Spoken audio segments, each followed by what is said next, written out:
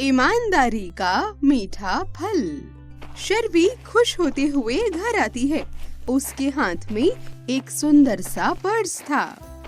अरे शर्वी, तुम्हें ये पर्स कहाँ से मिला? नया खरीदा है क्या? अरे नहीं लिल प्रिंसेस, ये तो मुझे स्कूल में पड़ा हुआ मिला। अरे तो तुम्हें प्रिंसिपल के पास इसे जमा कराना चाहिए था। ये तुम्हारी चीज नहीं है, फिर तुम इसे अपने साथ क्यों लेकर आई? अरे क्योंकि ये मुझे मिला है और देखो ना, ये कितना सुंदर भी है, इसीलिए अब से ये मेरा है, सिर्फ मेरा। बहुत गलत बात है ये। जो चीज हमें यहाँ वहाँ पड़ी मिलती है, वो कितनी ही महंगी या अच्छी क्यों ना हो, वो हमें कभी नहीं लेना चाहिए, क्योंकि वो किसी और का है।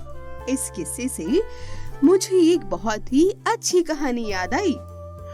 लेकिन क्या फायदा, तुम तो मेरी बात मानने से रही। तो छोड़ो, फिर मैं तुम्हें ये कहानी क्यों बताऊं भला? अरे अब नहीं, सुनाओ ना, क्या कहानी है वो? मैं तुम्हारी बात जरूर मानूंगी, पक्का। अच्छा ठीक है, तो बच्चों ये कहानी आप भी ध्यान से सुनो, क्योंकि ये कहानी आपको बहुत कुछ सिखा कर जाएगी, इसीलिए इस कहानी को अंत तक जरूर सुनना। एक बार की बात है, अहमदाबाद में श्यामू नाम का एक किसान रहता था। अरे अब ये अहमदाबाद कहाँ है? अहमदाबाद शहर गुजरात राज्य में आता है। पता है, गुजरात भारत का सबसे ज्यादा नमक बनाने वाला राज्य है। अरे वाह, ये तो मुझे बिल्कुल नहीं मालूम था, लेकिन आज पता चल गया। मैं इसे याद रखूंगी और अपने दोस्तों को भी बताऊंगी। ठीक है, तो अब आगे सुनो। श्यामू स्वभाव से बहुत अच्छा था। उसका एक खेत था जो कि काफी छोटा था, जिस कारण उसके बड़े परिवार की गुजर बसर हो पाना बहुत मुश्किल हो पा रही थी। श्यामू अपने खेत में बहुत मन लगाकर काम करता, लेकिन क्योंकि खेत छोटा था, इस कारण कुछ घंटों में ही उसका सारा काम खत्म हो जाता। उसके बाद वो खाली रहता। काम के बाद खाली समय श्यामू को बिताना बहुत भारी पड़ता, इसीलिए एक दिन उसने सोचा कि क्यों ना इस खाली समय में गांव के ही सेठ जी के खेत पर जाकर मजदूरी की जाए, जिससे उसे कुछ एक्स्ट्रा पैसे मिल जाएंगे। इससे खाली समय भी कट जाएगा और घर में पैसों की कमी भी दूर हो जाएगी। ऐसा सोचकर वो सेठ जी के पास आता है। अरे सेठ जी, दरअसल मैं आपके खेत में काम करना चाहता हूँ और बदले में आप जो भी पैसे देना चाहें दे सकते हैं। गांव के सेठ जी बड़े ही भले आदमी थे। श्यामू जब उनसे काम मांगने गया तो सेठ जी बोले, अरे तुम्हें मेरे खेत पर मजदूरी करने की कोई जरूरत नहीं है। आज से मैं पूरे खेत की जिम्मेदारी तुम्हें देता हूँ। जो भी फसल होगी आधा मुझे दे देना और आधा तुम रख लेना। अब सेठ जी के इस भले व्यवहार से श्यामू बहुत खुश हुआ और अगले ही दिन से उसने खेत पर आकर काम करना शुरू कर दिया। वो हर सुबह सबसे पहले अपने खेत का काम खत्म करता और फिर सेठ जी के खेत में आकर काम करने लगता। एक दिन दोपहर को जब श्यामू सेठ जी के खेत में हल चला रहा था, उसी वक्त उसका पैर किसी सख्त चीज से टकरा गया। अरे ये क्या चीज है? इसकी वजह से तो मेरे पैर में बड़ी तेज चोट लग गई। ये क्या है? जब उसने मिट्टी हटाकर देखा तो वहाँ पर एक छोटा सा मटका था, जिसके ऊपर लाल कपड़ा बंधा हुआ था। अरे ये क्या चीज है?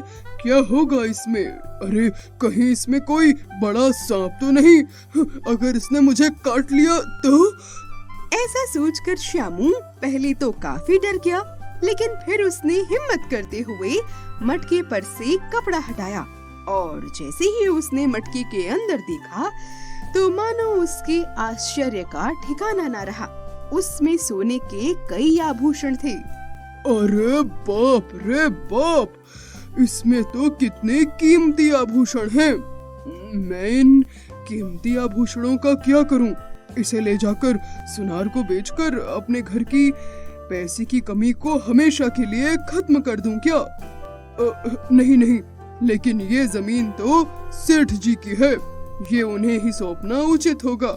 उन्होंने मुझ पर विश्वास करके अपनी जमीन दी है और मेरे बुरे समय में वो ही तो काम आए। मैं ऐसा नहीं कर सकता। काफी देर तक उलझन में पड़े रहने के बाद वो अंत में सेठ जी के घर गया। उसने सेठ जी को सारी कहानी बता दी और मटका उनके सामने रख दिया। मिट्टी का वो मटका देखकर सेठ जी उसे तुरंत पहचान गए। अरे श्यामू, दरअसल ये मेरी दादी की आभूषण है। मैं कई वर्षों से इसे खोजने की बहुत कोशिश कर रहा था, लेकिन मुझे मालूम ही नहीं था कि ये कहाँ गड़े हैं। आज इन्हें अचानक खोजकर तुमने मेरे पे बड़ा उपकार किया है। तुम्हें इस काम के लिए कोई बड़ा इनाम तो मिलना ही चाहिए। सेठ जी, मुझे आपने अपने खेत पर काम करने दिया, मेरे लिए यही बहुत है। अब मुझे कोई इनाम नहीं चाहिए।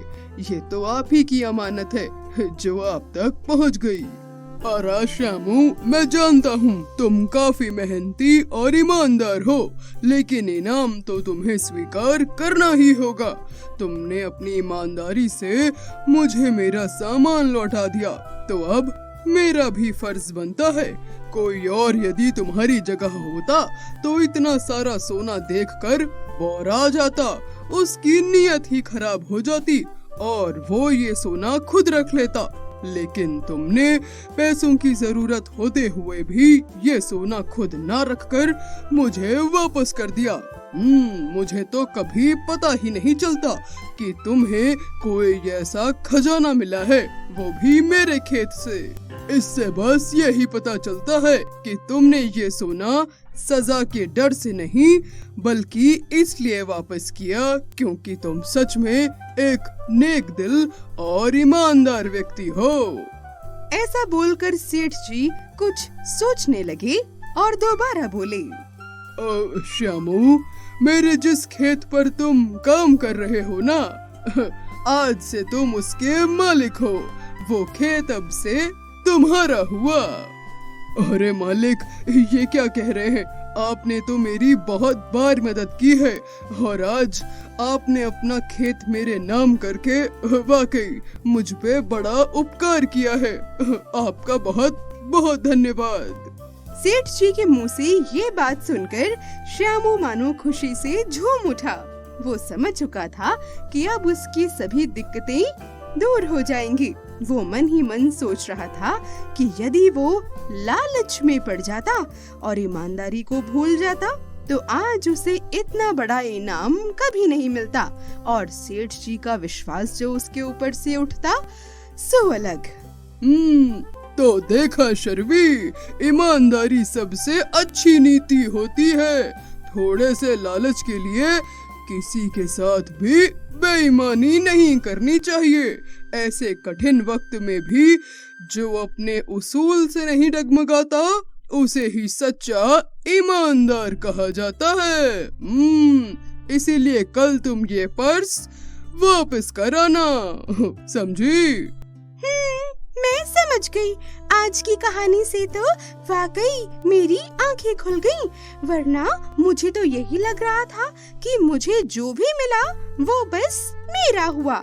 मैं कभी भी क्लास में गिरी हुई किसी और की पेंसिल उठा लेती या कभी किसी की चॉकलेट खा लेती। आज मुझे पता चला कि मैं कितनी गलत थी। आज से मैं स्कूल में मिला कोई भी सामान तुरंत टीचर को दूंगी और घर पर मिला हुआ सामान मम्मी पापा को।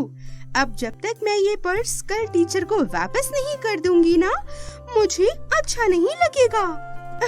Thank you so much little princess, मुझे और मेरे दोस्तों को इतनी अच्छी सीख देने के लिए। ये सीख हम जिंदगी भर याद रखेंगे। इतना ही नहीं, मैं तो कल स्कूल जाकर अपने सारे दोस्तों को ये कहानी जरूर सुनाऊंगी। और हाँ, आप भी अपने दोस्तों के साथ इस वीडियो का लिंक जरूर शेयर कीजिएगा ताकि वो भी इस कहानी से बहुत कुछ सीख सकें।